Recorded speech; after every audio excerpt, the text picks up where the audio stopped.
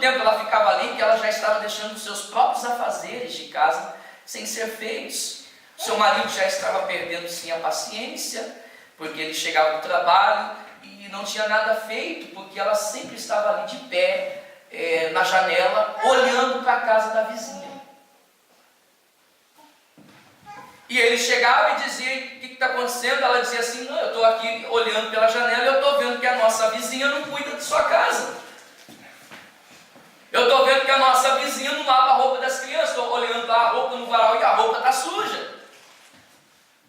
Eu estou vendo que ela não faz nada direito, porque tudo que eu vejo aqui está errado na casa da minha vizinha. Ela precisa mudar.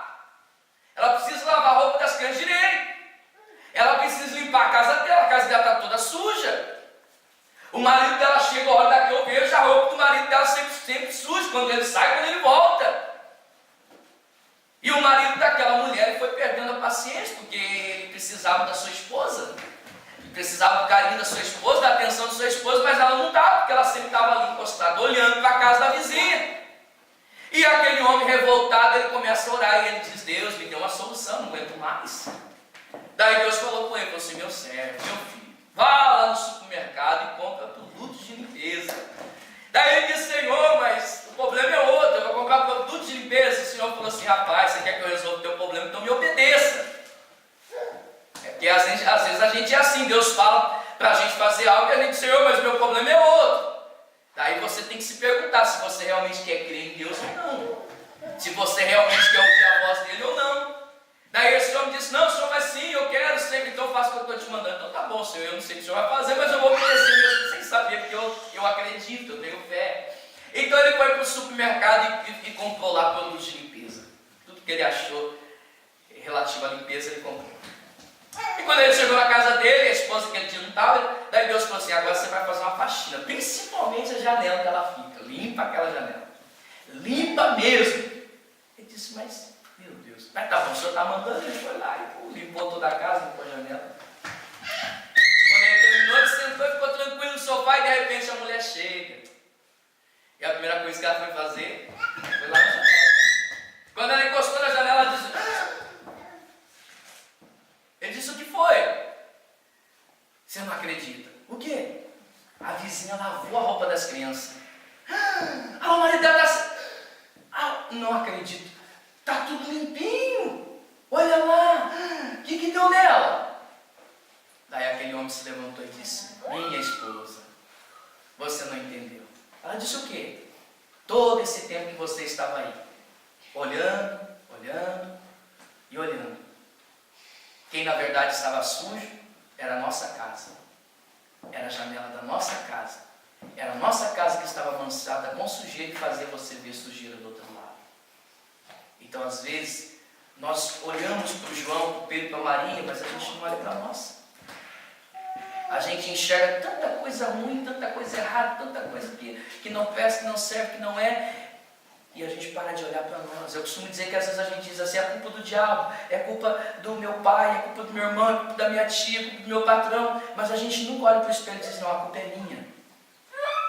Porque talvez o dia que você olhar e dizer: a culpa é minha, Deus vai te perdoar. Deus vai te ajudar, Deus vai te levantar, Deus vai te estender a mão, Deus vai mostrar para você que o caminho é esse, é se arrepender, é reconhecer os seus próprios erros para alcançar misericórdia.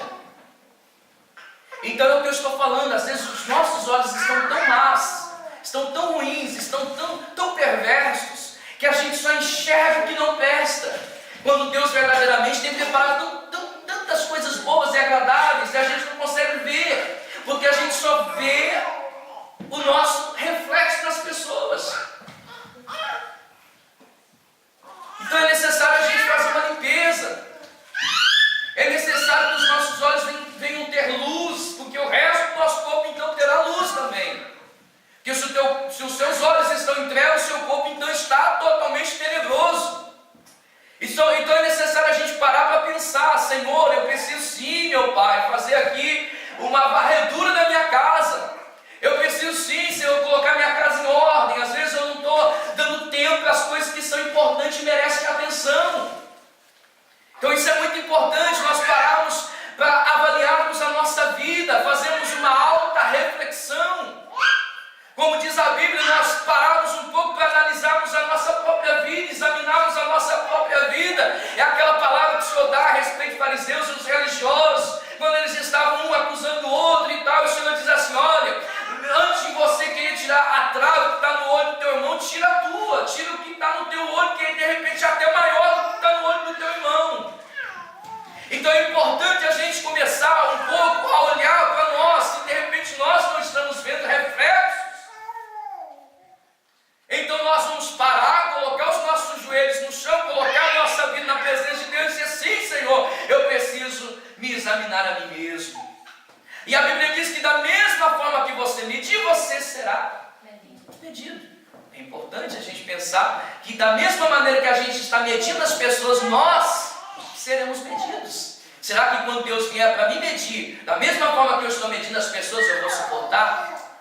Será que quando Deus vier para me medir, da mesma forma que eu estava medindo as pessoas, eu estarei tão pronta, tão preparada, que vai dar tudo certo? A pergunta é essa.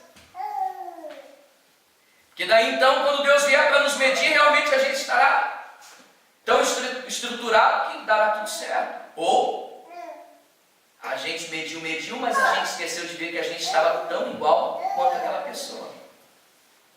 E quando Deus veio nos medir, a gente não teve resistência alguma. A gente perdeu, caiu, ficou prostrado, da mesma forma que aquela pessoa que a gente mediu. Quem está entendendo, diga glória a Deus. Glória a Deus. Né? Porque é assim que Deus trabalha. A Bíblia diz que para não ser julgado, existe uma maneira de ser livre do julgamento. Uma maneira. Aquele que não quer ser julgado, que ele não julgue. Para estar livre do julgamento é necessário não julgar. Eu sei que é difícil, mas é possível. Diga glória a Deus. Então o Senhor segue falando: se os teus pés, ou as tuas mãos, ou os teus olhos te fazem tropeçar, arranque-os. Tire eles. Jogue eles fora. Senhor, mas com os meus olhos eu enxergo, com os meus pés eu ando, com as minhas mãos eu trabalho. Senhor, não, é melhor você não enxergar, não comer, não viver, do que você ir para o inferno. É melhor você não ter os seus olhos para enxergar, é melhor você não ter os seus pés para andar e as mãos para trabalhar. E eu sei que você vai sofrer muitas consequências se você não tiver pés, não tiver mão, não tiver olhos. Imagina! Se é que você vai ter vida. Mas o Senhor está dizendo: é melhor ser assim do que você ir para o inferno. É melhor você estar assim do que você ir para o inferno. Então Deus está tentando dizer: você não consegue nem imaginar o que é o inferno. Eu fico vendo, às vezes as pessoas dizem assim: olha, pastor, aqui é o inferno. Ah, coitado. Ah, se aqui fosse o inferno. Não, pastor, porque o inferno é aqui. Ah, o inferno é aqui. Você não tem ideia do que é o inferno. Você não tem ideia do que é o inferno. Mas deveria ter. Nós deveríamos sim ter ideia do que é o inferno, como muitos dizem que Jesus falou mais sobre o inferno do que sobre o céu. Já para que o povo entendesse a gravidade do inferno, a gravidade do que é ir para o inferno. Então que nós possamos sim vigiarmos. Né? Eu lembro que quando cheguei na Noruega, uma pessoa disse para mim que chegou no inferno. Eu disse: ah, o inferno até é próspero, né? Não é o inferno, por mais que um país vive em conflito, em guerra, em problemas, desafios e tantas coisas, ele não está nem perto de chegar ao inferno. Não está nem perto de chegar àquilo que o inferno é. A Bíblia diz que lá o bicho não morre, mesmo querendo morrer. É a pessoa buscar diariamente, constantemente pela morte e não a encontrar. Mas é buscar, irmão, não é aquelas pessoas que dizem assim: eu quero me matar. Daí a pessoa chega na ponte e fica assim: pelo amor de Deus, não chega ninguém logo para me correr. Na verdade, a pessoa diz que quer se matar, está procurando a morte, mas é mentira, todo mundo sabe. Claro que tem pessoas que vão lá e fazem, né? Eu não tenho dúvida alguma de que o diabo ele entra na pessoa e faz a pessoa tirar a sua própria vida, não tenho dúvida. Mas tem pessoas que buscam a morte de uma forma que a gente sabe que na verdade é para chamar a atenção. Mas aqui no texto, a palavra de Deus, quando diz que o bicho ele não morre, ele busca pela morte, mas não morre, realmente é buscar pela morte. Realmente é querer de uma forma obsessiva e não encontrá-la. Deus está tentando bater nessa tecla e dizer, gente, o inferno realmente é terrível. E a grande questão é que não tem volta. Porque a Bíblia diz que Deus dará ao homem morrer uma vez só, e depois disso seguirá o juízo. Então é necessário que a gente pare para pensar, porque talvez, quando chegar no último dia, você vai dizer que o pastor poderia ter sido mais duro. O pastor poderia ter pegado mais no meu pé. Você entende como é que é? Quando a pessoa realmente ela sofre um grande prejuízo na vida. Sabe quando o teu pai e tua mãe diz assim, não faça isso. E você diz, que nada. Que nada, eu vou fazer. Papai e mamãe não sabe o que está falando. Papai e mamãe é quadrado, não estudou, não sabe nem o que está dizendo. E você vai, insiste e faz. Daí quando você está afogado nos problemas, você diz, eu podia ter ouvido papai e mamãe. Mas papai e mamãe podia ter sido mais rigoroso. Podia ter sido mais rigoroso. Porque, poxa, olha que luta que eu estou hoje. E ele sabia que eu ia passar isso. Papai e mamãe sabiam que eu ia enfrentar isso. Foi por isso que ela disse não. Mas daí você deseja que a pessoa fosse mais rigorosa. Então é isso que às vezes eu paro para pensar. Será que muita gente naquele dia não vai dizer, pastor, o senhor podia ter sido mais rigoroso? Porque agora não tem mais volta. E a palavra de Deus está aqui para todos nós. Como ela é. Como ela é, sem mudar nada nela, sem temer mudar nada nela, eu passo ela para essa igreja nessa noite. Daí a Bíblia diz que o escândalo vai vir, não tem como impedir. E isso é notório, a gente sabe que o que tem de escândalo a gente sabe e não dá para esconder.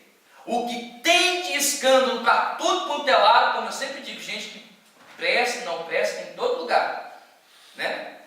Todo lugar tem, e a gente tem visto tantos escândalos, mas a Bíblia é clara, ai daquele a qual o escândalo por ele vier. É o ai de Deus, não é o ai humano, o ai do beliscão, não, é o ai de Deus. Então, irmãos, vamos sim parar para analisar a nossa vida, vamos sim parar para olhar para a nossa própria vida, vamos sim corrigir, como eu sempre digo aqui, vamos permitir que a borracha entre na nossa história, para apagarmos algumas coisas que de repente nós mesmos escrevemos e de repente a gente sabe que escrevemos errado, não agradou a Deus, não está agradando alguém, vamos apagar, vamos tornar a escrever, vamos escrever melhor, vamos fazer melhor, vamos